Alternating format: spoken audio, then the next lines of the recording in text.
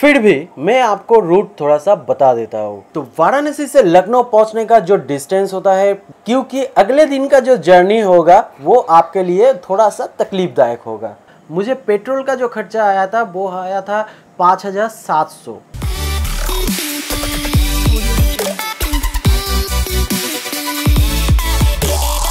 Hello guys, what's up and welcome back to my channel. तो 2020 में मैं गया था केदारनाथ पे। तो केदारनाथ से वापस आने के बाद तो केदारनाथ जाने में खर्चा कितना आता है, तो इसका रूट प्लान क्या है, तो ये वगैरह वगैरह चीज लोग पूछता ही रहता है मुझसे। इंडिविजुअली सबको मैं बोल देता हूँ और बहुत सारे लोगों को कमेंट करके भी बताया था, पर अभी भी लोग मुझसे वही बात पूछ रहे हैं। तो इसीलिए मैंने सोचा कि क्यों ना इसके ऊपर एक सेपरेटली वीडियो बना देते हैं। तो वो वीडियो देख के ही आपको पूरा चीज जो है वो मालूम पड़ जाएगा और एक आपको रफली एस्टिमेट भी मिल जाएगा, रूट प्लान भी मिल जाएगा। तो फर्स्ट जो चीज आता है वो है मेंटल प्रिपरेशन। हाँ भाई, राइड से पहले आपको मेंटल प्रिपरेशन लेना बहुत ज़रूरी है, क्योंकि राइड के बीच में अगर आपको ये लगे कि यार क्यों आया, ये यार बोर लग रहा है, तो आप राइड नहीं कर पाओगे। देखो, रूट जो है ये बहुत ही सिंपल सा रूट है, गूगल नेविगेशन के थ्रू भी आप जा सकते हैं। फिर भी मैं आपको रूट थोड़ा सा बता देता हूँ। तो डे 1 में जितना सुबह हो सके आप राइड के लिए निकल पड़ो। मैं आपको सजेस्ट करूँगा कि आप 4 से 4:30 बजे के अंदर निकल जाओ, तो उस वक्त आपको रास्ता बिल्कुल साफ मिलेगा और आप बहुत ही तेज़ी से जा सकोगे। मैं आपको बोलूँगा कि मिनिमम आप 200 किलोमीटर कवर कर लो, उसके बाद ही रुको। जब हम राइड स्टार्ट करते हैं तब हम लोगों के अंदर एनर्जी बहुत ज़्यादा होता है और एक मन में ना खुशी सा होता है। तो इसलिए मैं बोलूँगा कि जितना दूर हो सके आप रास्ता तय कर लो। तो NH2 पकड़ के आपको 200 किलोमीटर तय करने में करीब 2.5 से 3 घंटा लग जाएगा। तो 200 किलोमीटर कवर करने के बाद एक हॉल्ट ले लीजिए, चाय पानी पी लीजिए। उसके बाद आप तय कर लीजिए कि 1 घंटा या फिर 1.5 घंटा बाद आपको रुकना है। तो इस हिसाब से अगर चलेंगे तो पहले दिन आप पहुंच जाएंगे वाराणसी। तो कोलकाता से वाराणसी जो डिस्टेंस होता है वो आपका 600 या फिर 650 किलोमीटर का होता है। बनारस के हाईवे के ऊपर ही आपको होटल या फिर लॉज मिल जाएगा, तो वहीं पर आप स्टे कर लो। उसके बाद नेक्स्ट डे यानी कि डे 2 आप सुबह निकल जाइए होटल को चेकआउट करके, क्योंकि पहले दिन अगर आप 7 बजे होटल पहुंचेंगे तो ढेर सारा टाइम मिल जाएगा आपको रेस्ट लेने का। तो नेक्स्ट डे वैसे ही आप राइड करते रहो। आपको पहुंचना है लखनऊ। तो वाराणसी से इलाहाबाद रूट आपको मिलेगा। यार यकीन नहीं मानोगे, रास्ता एकदम मक्खन जैसा मिलेगा। 100-120 आपके लिए कोई बड़ी बात नहीं होगा, बस क्रूज कर लो उसको, आप चलते रहोगे। आपको करीब 100 किलोमीटर तक यही रास्ता मिलेगा, एकदम क्लीन हाईवे। तो एक बार में इलाहाबाद जाके ही रुकना, उसके बीच में मत रुकिए। तो इलाहाबाद पहुंचने के बाद एक हॉल्ट ले लीजिए। याद रखना, सिटी के अंदर मत घुसना। अगर सिटी के अंदर घुस गए वहां से आपको हाईवे पकड़ने में करीब 2 घंटा वेस्ट हो जाएगा। तो हाईवे के ऊपर ही रहिए, वहां पे बहुत सारा ढाबा मिलेगा, वहां से नाश्ता पानी कर लीजिए। वहां से आपको पकड़ना है राइट साइड लेके NH24B। तो NH24B पकड़ के आपको सीधा पहुंचना है लखनऊ। बीच में आप शेड्यूल कर लीजिए कि 1 घंटे बाद रुकना है या फिर 1.5 घंटे बाद रुकना है। ज़्यादा रुकेंगे तो आपका ही लॉस होगा। तो वाराणसी से लखनऊ पहुंचने का जो डिस्टेंस होता है वो 295 से 300 किलोमीटर होता है। तो आप करीब दोपहर के पहले ही आप पहुंच जाओगे लखनऊ। तो लखनऊ जाके होटल ले लीजिए, उसके बाद थोड़ा सा रेस्ट कीजिए और शाम को आप बाइक लेके निकल जाओ रूबी दरवाज़ा देखने को। वहाँ पे जाओ, रूबी दरवाज़ा को देखो और फोटो क्लिक करो और शाम को रंगीन बनाओ। तो उसके बाद फिर से आप होटल आओ, रेस्ट लो और सुबह फिर से निकल जाओ, क्योंकि अगले दिन का जो जर्नी होगा वो आपके लिए थोड़ा सा तकलीफदायक होगा। तो डे 3 में आपको पहुँचना है लखनऊ टू हरिद्वार। तो लखनऊ से हरिद्वार का जो डिस्टेंस है वो करीब 600 किलोमीटर का है। और जैसे कि प्रीवियस 2 दिनों में आप जैसे राइड किए वैसे ही मेंटेन करके चलाते रहिए। तो करीब ये वाला जो डिस्टेंस है ये आपका पड़ जाएगा 550 से 600 किलोमीटर का। तो हरिद्वार पहुंचने के बाद आप कोई प्रोग्राम मत रखिए बाहर निकलने को, बस रेस्ट ले लीजिए। क्योंकि अगले दिन का जो जर्नी है वो और भी खतरनाक होने वाला है। तो डेट 4 में जितना हो सके सुबह आप होटल को चेकआउट करके पहले चले जाइए हरकी पौड़ी पर। तो हरकी पौड़ी दर्शन करने के बाद वहां से निकल जाइए। देखो जितना जल्दी आप निकल सकते हो उतना ही आपके लिए बेटर होगा। उसके बाद चले जाइए लक्ष्मण झूला पर, वहाँ की खूबसूरत नज़ारे का मजा लीजिए। उसके बाद फिर वहाँ से निकलिए क्योंकि अब आपको करना है हिल राइडिंग। देखिए ऋषिकेश से सोनप्रयाग का जो डिस्टेंस होता है वो करीब 250 से 300 किलोमीटर होता है, पर ये 300 किलोमीटर तय करने में आपको लग जाता है बहुत समय। तो वैसे ही आप डिसाइड कर लीजिए कि आपको 1 घंटे बाद रुकना है या फिर 1.5 घंटे बाद। तो ऐसे ही राइड का मजा लीजिए, पहाड़ों का मजा लीजिए। और पहाड़ी जो रास्ता होता है ना ये बहुत ही खतरनाक होता है, तो ध्यान से चलाते रहो। ज़्यादा स्पीड लेने की कोई ज़रूरत नहीं है, आप धीमे धीमे चलाओ।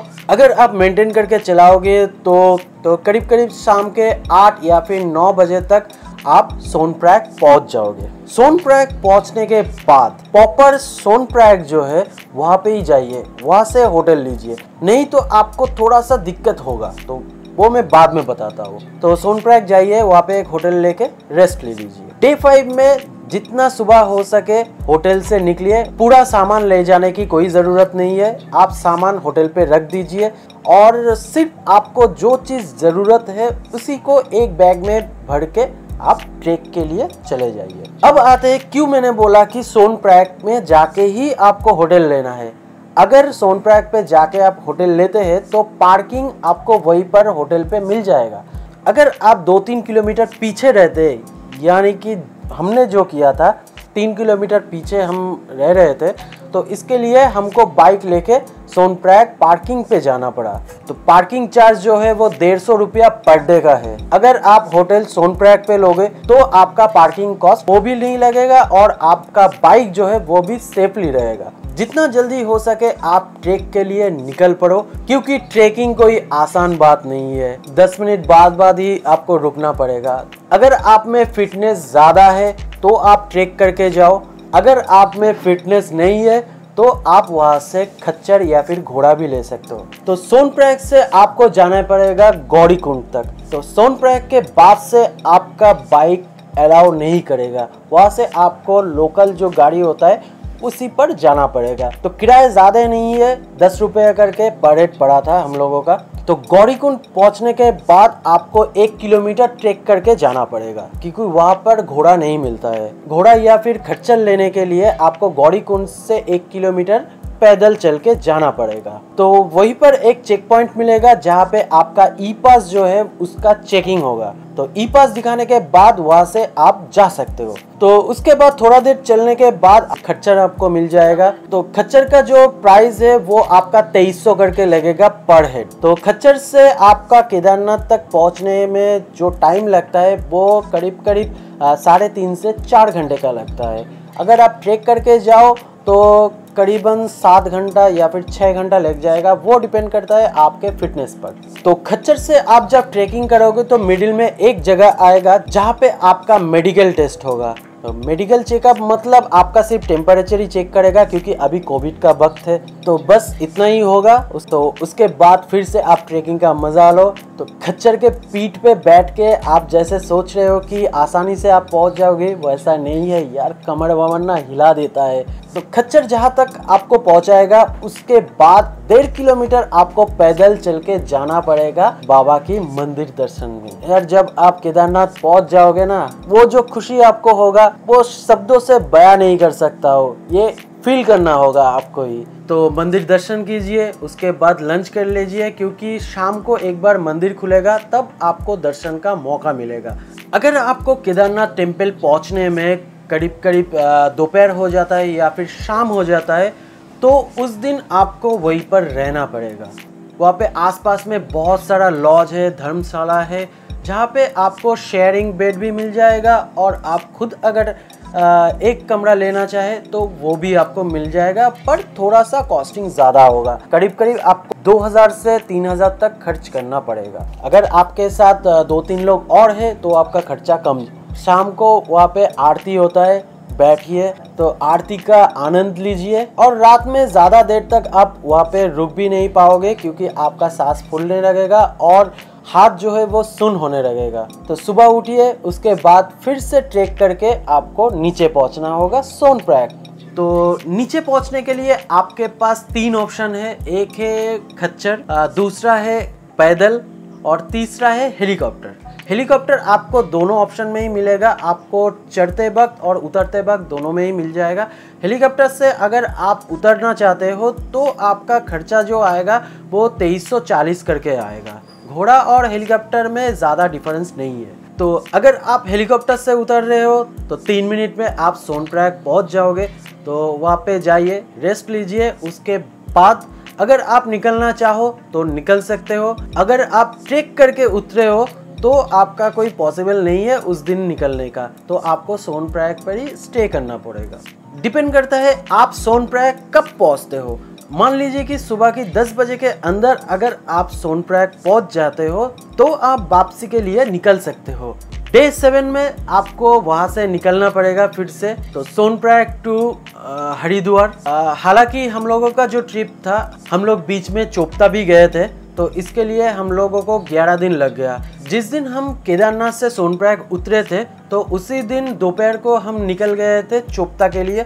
तो चोपता में एक दिन स्टे करने के बाद अगले दिन हम चोपता से निकले हरिद्वार के लिए। तो फिर से आपको हरिद्वार से लखनऊ, लखनऊ से वाराणसी, वाराणसी टू कोलकाता।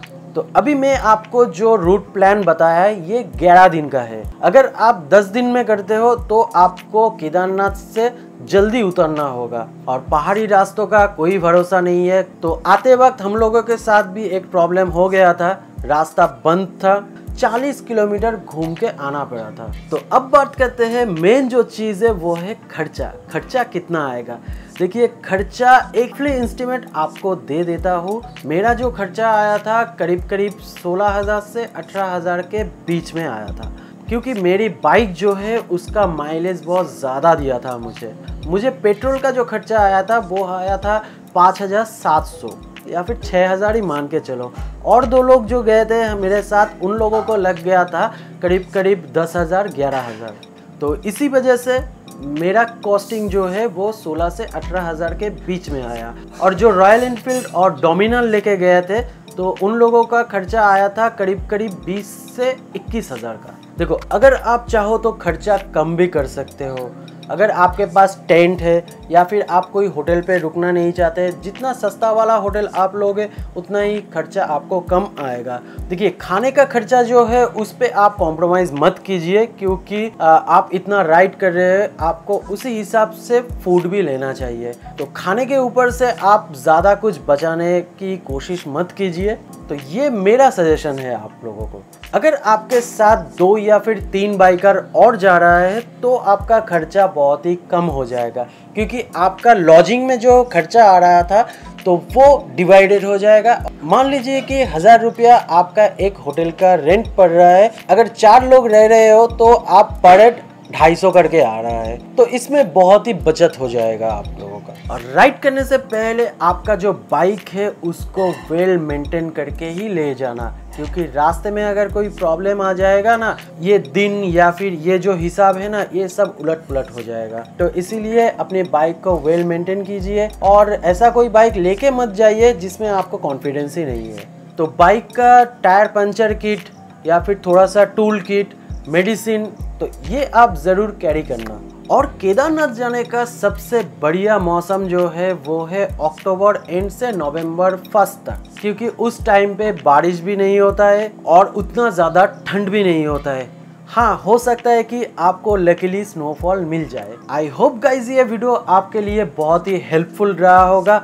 अगर आपको और भी कुछ जानना हो या फिर कुछ चीज़ मुझसे छूट गया हो तो प्लीज़ कमेंट करके बताओ। चलो इस वीडियो को करते हैं यहीं पे एंड, क्योंकि ये वीडियो बहुत ही लेंदी हो गया है। तो फिर से मुलाकात होगी नेक्स्ट वीडियो यानी कि कल। तो तब तक के लिए stay tuned, take care and good bye.